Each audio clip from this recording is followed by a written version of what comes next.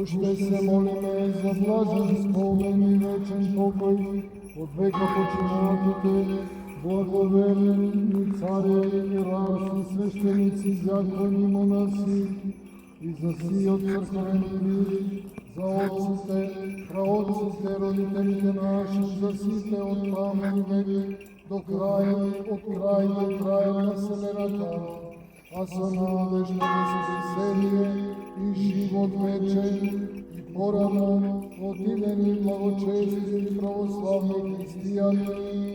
Господи помилуј, Господи помилуј, Господи помилуј. Зашто Ти си упокојување на нашите души и тела, и на Тебе слава Ти вознесуваме, а Отецот и Синот и Светиот Дух, сега и секогаш и во вечни векови.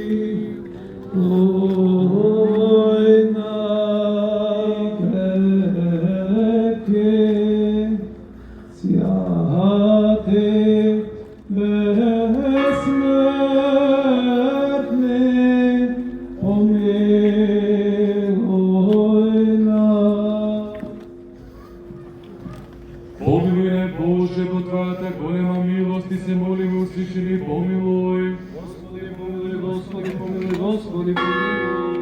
Уште се молиме за оние што присуствуваат овде и за отсутните православни христијани, кои живеат по овој град и овие села, за оние што служат и што послушиле на овој свет храм, за секоја православна душа, за здравје и спасение, за прошка на нивните гревови, да речеме: Господи, помилуј, Господи, помилуј, Господи, помилуј.